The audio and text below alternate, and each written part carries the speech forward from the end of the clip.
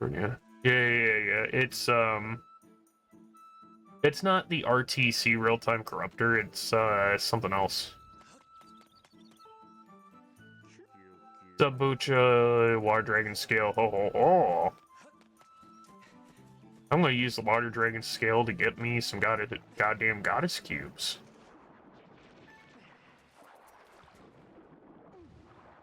Okay.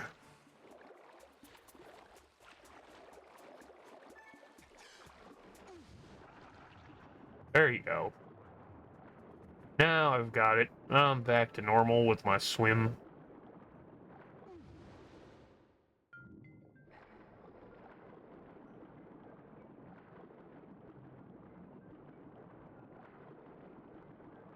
If I'm tripping, but I hated how short the upgrade time sword was.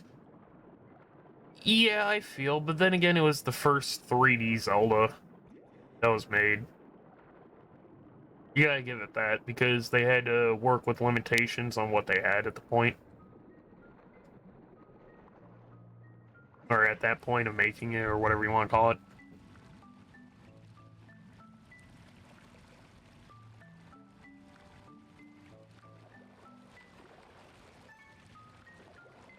I get it. I get it.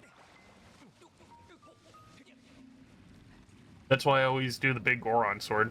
Ocarina of Time, 3D big Goron sword. Yeah. Yeah. That's what I was getting to. Like, Ocarina of Time, I'm always getting that big Goron sword all the time. Because we know what happens with the final battle, and using the Megaton Hammer or using bombs against Ganon is just a fucking nightmare. Trying to hit his tail that way.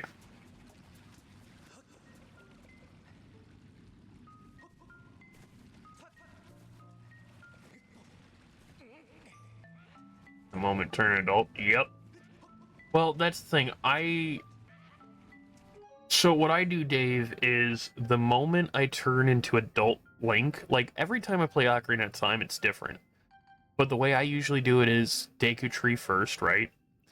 Halfway through the Goron mines to get bombs, leave, do the entire King Jabu Jabu's belly segment to get the Zora Sapphire, come back, finish up the Gorons. Turn into an adult. The moment I'm an adult, I'm immediately getting Epona. That's the first thing I'm doing. Going straight to Lun Lun Ranch, racing Ingo, jumping the walls. I now have Epona, right? Now that I have Epona as an adult, and all the masks were done as a kid, as well as the frogs and the scarecrow, all that stuff, I can now jump any fences, get to Lake Hylia if need be. So what I start doing is, after Epona, then I go get the hook shot from Dompe's grave. I'll start doing the big Goron side quest so I can get the big Goron sword that never breaks.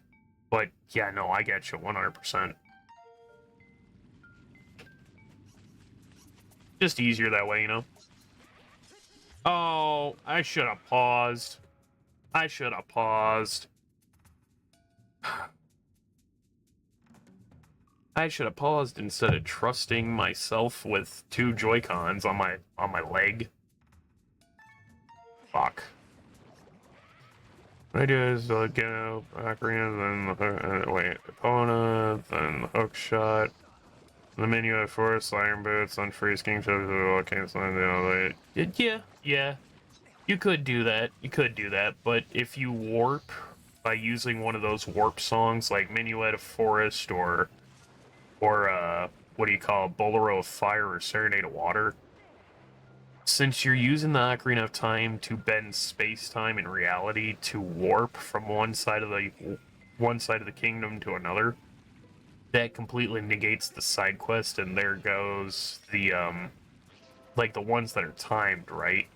Now, granted, the ones that aren't timed, you're fine, but like stuff with like the mushroom, the frog, even the eye meds, you gotta be very careful. I know, but it's just easier getting them out of the way.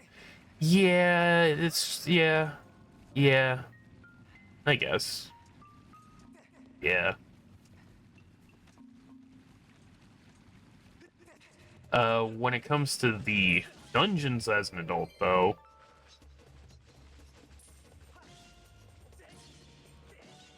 I'll save half a menu at a forest, basically get get the hero's bow, get the fairy bow, turn into adult Link. I mean, well, I'm already adult Link, so get the fairy bow. So then I'm doing like half of the forest temple. Immediately leave the forest temple having everything that I quoted earlier, like the big Goron sword and all that shit. Oh, do the water temple in its entirety. Because you need the bow to finish the water temple. There is one required pathway that requires you having the bow. If you don't have the bow, you are so fucked. That's happened to me a few times where I forgot to go get the bow, and I'm like, oh yeah, I need that. Immediately after the water temple, I'm more than likely hitting up the fire temple.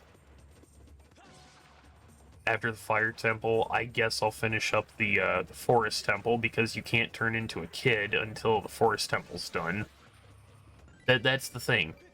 You cannot put the Master Sword back. You cannot turn into a child. You can't, like, have the warp song to get to the Temple of Time, unless the forest temple's done. Not dumb. Get to wake up in the morning to an OAF stream. Good times. Hells yeah, Necros. Instead of yesterday, where I was live early in the morning, both because of a Pokemon event and because I didn't get any sleep. Today is different.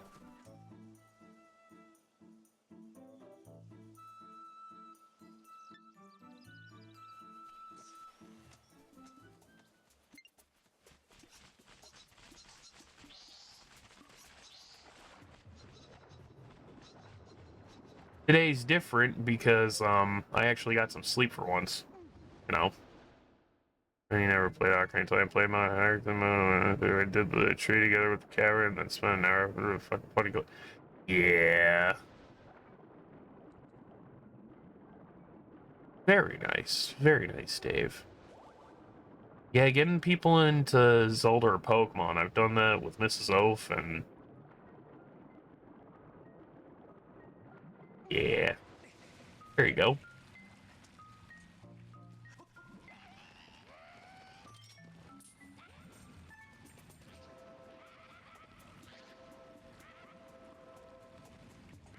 Now, here we go.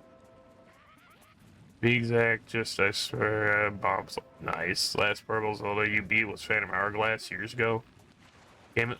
Well, here's the thing, Necros. I had Spirit Tracks. I didn't have Phantom Hourglass. Phantom Hourglass is the direct sequel to Wind Waker. It has the same Hero of Winds from Wind Waker and all that, but I had Spirit Tracks, which takes place 100 years later.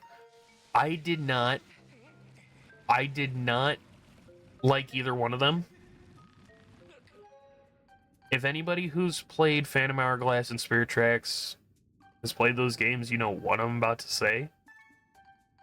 But I do not like Phantom Hourglass or Spirit Tracks because you have to use the stylus to move and to attack. Why would you dedicate the touchscreen to both movement and attacking? Oh, and puzzles and everything else that you need to do. It made no fucking sense, and I hated that shit. I played A Link Between Worlds. That one wasn't too bad. I just didn't like having to buy all of my items and then losing them if I died. And then there's Triforce Heroes, which we don't talk about that game. So when it comes to like the 2 DS games and the 2 3DS games, they're bad. They're really bad in my opinion. Conveniently enough, we're playing 15 out of all 20 Zelda games this year. We're skipping A Link Between Worlds, Triforce Heroes, Phantom Hourglass, Spirit Tracks, and the original 4 Sword that happened, you know, before Ocarina of Time. We won't be able to play those 5 games, but we'll be able to play the other 15, which that's more than enough to cover the timeline. But yeah, no, I just didn't like Phantom Hourglass or Spirit Tracks because of just that alone. Like, I get it. It's unique. You got to use the touchscreen, but why not be smart and use the touchscreen for an actual puzzle? Like, why would you dedicate the touchscreen for your fucking general movement? 100% of the Link Between Worlds twice. Did you fight Gramps? Genuine question, because the fun part is, if you notice in the fight against Gramps, the hidden boss, he's a left-handed swordsman that wields the Hylian shield and knows every single movement that you know. It's led to believe that Gramps, the old man, the secret boss, is the hero of legend, aka the same Link from A Link to the Past, both the Oracle games, and Link's Awakening. What's even more convenient is A Link Between Worlds happens roughly 75 to 80 years after A Link to the Past. So Gramps in Kakariko Village could very well be the hero of legend.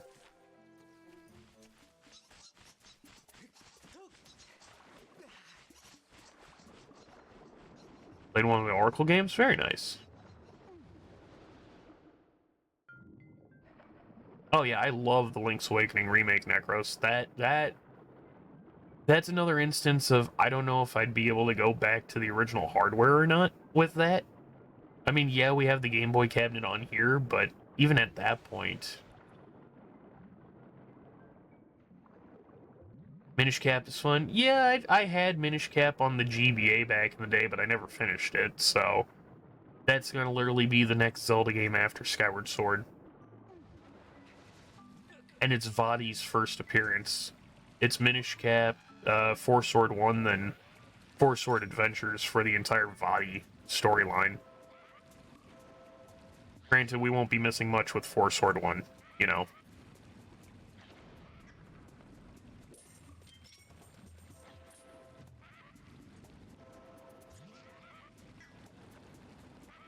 There you go. Go up here. Here. And then down here. I promise you, it's not going to be a majority of us going up and down, up and down. Officially calling that device the fart cannon. I bought Triforce Heroes, but I bought it when the game was practically dead. So played. Yeah, and that's the thing, like, between Triforce Heroes and Four Sword Adventures is way better. It does have that concept of, oh yeah, you could play a multiplayer, but it doesn't force the multiplayer aspect down your throat like Triforce Heroes. Triforce Heroes, to my knowledge, yeah, you could play single player, but the puzzles are really fucking difficult, and some of them are required only through multiplayer. Not the case with Four Sword Adventures. You can do all that solo.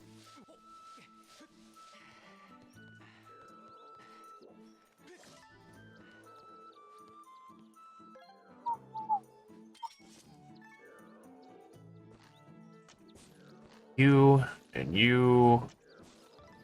Damn it. There you go.